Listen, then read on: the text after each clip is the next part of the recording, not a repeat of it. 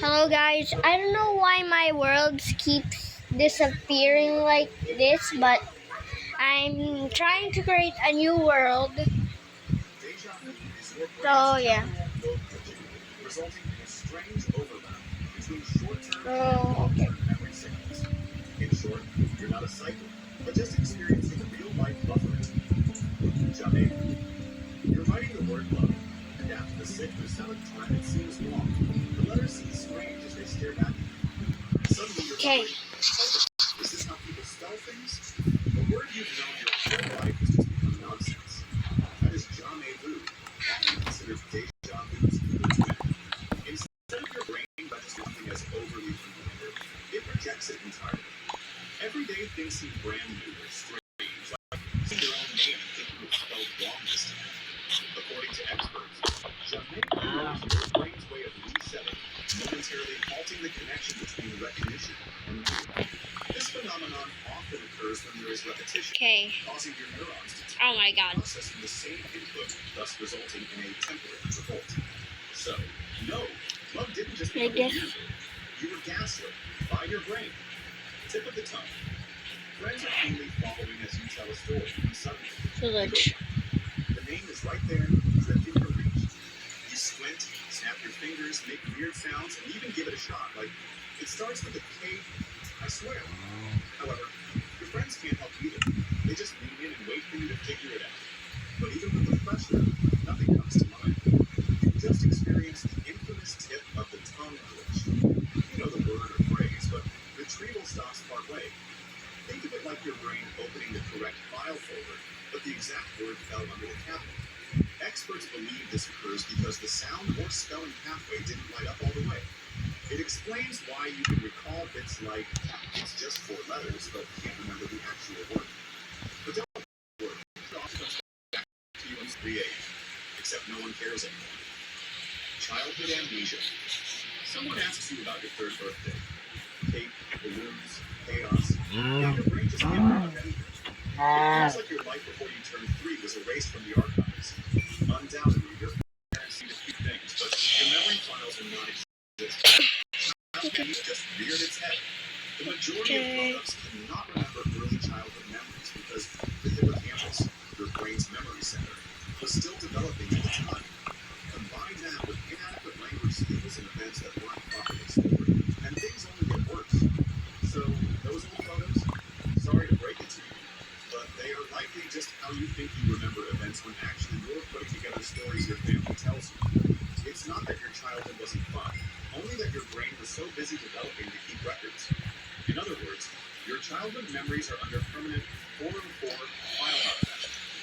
False memories. You're 100% sure that your best friend wore a yellow shirt that day. You even swear it in court. But then the evidence photos are brought up, and he was wearing an orange shirt. You just unlocked a false memory. Okay. The brain is not a hard drive, but rather more of a poor improv actor. Each time you remember something, There we you go. alter it a bit. And then suggestions, leading questions, and imaginations are added into the Okay. mix. Things get jumbled up even more. Psychologist Elizabeth Loftus has proved how easy it is to implant fake memories in people. In one of her studies, subjects remembered getting lost in a mall as kids, yet it never occurred. Your memory isn't just a recording, it's a remix. And the more you remember something, the more you risk forgetting it. So, the next time you're 100% you remember something, take it with a pinch of salt. Mandela effect.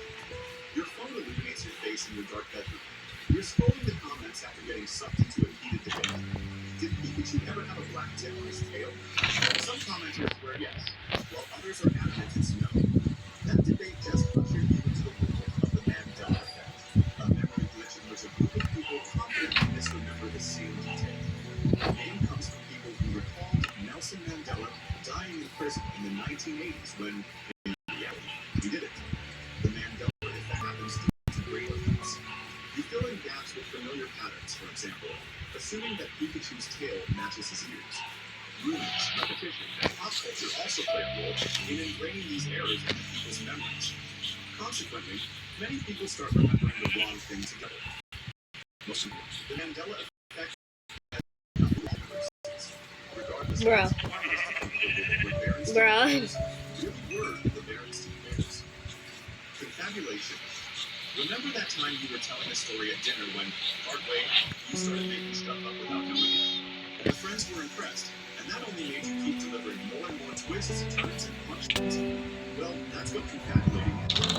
On the surface, it seems like lying, but unlike it, confabulation isn't confession. Rather, it occurs when your memory attempts to fill in gaps with reasonable guesses. Okay. You've suffered traumas to your brains with conditioning. I'm actually gonna beat the Ender Dragon right now, right here. One world, one game. So instead of saying, I don't know, it comes up with filler details. It's pretty much like the autocomplete function on your phone. Haha. But perhaps the strangest thing I'm getting all the just as realistic. What? You can even take a lie detector test and pass while telling those made-up stories. So, the next time Grandma insists you share a pizza with the queen at the diner around the corner, don't spoil the fun. Imagination in action. Imagine this. You're daydreaming about riding in a space shuttle as a child. The more you dwell on it, the more real it feels. Let's go. Let's go. How many iron? Certain it actually happened. Four. Good job. You've actually fallen for imagination inflation, a memory glitch that occurs when visualizing an occurrence tricks your brain into believing that it's a memory. As you are busy imagining the event, you're unknowingly strengthening the mental image until you can't distinguish it from reality. Experts have illustrated that simply asking people to imagine an event, such as getting lost in a mall as kids, makes them more likely to recall it in the future. To put it simply, your brain doesn't always clearly identify memory from fantasy. The more realistic the imagination, the stronger it becomes. That trip to France as a kid? Well, it never happened. Your brain is just a great liar. Okay. And it lied to you about yourself. Post-event misinformation. You've just witnessed a car crash. A while later, your friend says, "Did you see the white car run the stop sign?" But the car was red, you wondered. Suddenly, your memory shifts, and you're convinced it was white. What happened to you right there is post-event misinformation. Memories are brittle, and even more so right after events. When you're given misleading information, your brain rewrites the memory to match. Psychologist Elizabeth Loftus illustrated this by asking several subjects about car accidents. When Loftus used the word smashed instead of hit, the subjects recalled the vehicles moving faster than they were. Exterior images how it was how you actually remembered it. But do you know the most disturbing part? Courts used to heavily rely on eyewitness testimony, even though it's easy to imagine. Wait. Portal. Portal.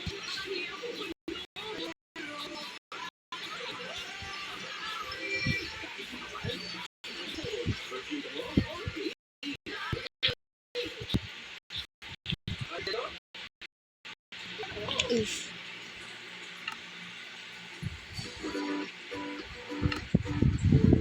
There's my cobblestone.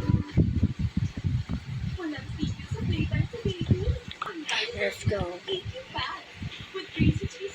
Where's the chest? Here's the chest. Knockback one.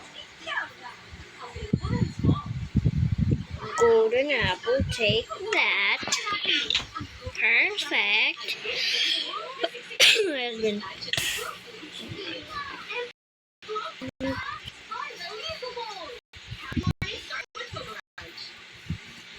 Imagine you're seated at a dinner table surrounded by your family and friends and you're telling a really funny story. Everyone is laughing at just how hilarious it is. Then, just as the laughter dies down, someone asks, "Where did you hear that?" Your mind goes blank. Did someone tell you? Did you come across it on Instagram or TikTok? Or maybe you read it on a blog? You realize that you can't pinpoint exactly where you got the story. This is what's known as source amnesia, a phenomenon where you recall something but can't remember where it came from. Essentially, your brain keeps the content but misplaces the origin tag. This memory glitch can sometimes make you repeat false or uninformed opinions confidently as facts, all without being consciously dishonest. Cryptomnesia. Huh? In 1969, English musician George Harrison, best known as the lead guitarist of the Beatles, wrote "My Sweet Lord," an instant top charter worldwide. Soon after, a production company known as Bright Tunes sued him, claiming that he copied the melody of the 1963 #1 hit, "He's so fined by the chiffons. Now, while Harrison did admit to knowing the chiffon song, he denied copying it. A judge later ruled that Harrison likely accidentally copied the song and ordered him to pay over $500,000 in royalties. Harrison's case is one of the most famous examples of cryptomnesia, sometimes known as unintentional plagiarism. Cryptomnesia is a memory glitch that causes you to recall a forgotten piece of information or idea, believing it to be something new. It is common among writers, artists, researchers, and even inventors. It's actually night. You're not intentionally stealing an idea. Wow. Rather, your brain has retrieved the information but forgotten the source, which makes the information 10 minutes. 10 minutes into the video. In 1984, Jennifer Thompson, then a 22-year-old college student, after reporting the incident to do that. a sketch of the assailants. Jennifer was then shown photographs of 6 men. She took several minutes, after which she chose 2 photos, and then more time before finally choosing a picture of then 22-year-old Ronald Hoffman, saying, Right. "This is the guy." On viewing a lineup, My guy, what is this Ruby doing behind the villager house? on 2 life sentences. After serving 11 years in sentence, determined that he was, in fact, innocent. What? The real perpetrator was caught and sentenced. Cotton's case is one of many where eyewitnesses misattribute a crime to the wrong person. Where you remember the content right, Dummy. but attach it to the wrong person, time, or place. Also happens in harmless everyday situations, like remembering an event you witnessed in real life, only to later believe it was a scene from a movie you watched, or crediting a fact to one person when you actually got it from someone else. Flashbulb memory glitch. When you think about a traumatic event in your life, such as the day you lost someone close to you, you can probably describe everything about that exact moment, from where you were, what you were doing, and even what you were wearing. It almost feels like the moment is frozen. That's a snapshot. This is what's called a flashbulb memory. But as vivid as flashbulb memories can be, they're not always accurate. What you find is the camera. And as time passes, it tends to mix up the details of our past experiences, sometimes even combining multiple memories into one memory. These changes create a re-edited version of that memory in our mental life. Unfortunately, flashbulb memory glitches are actually more common than we may think.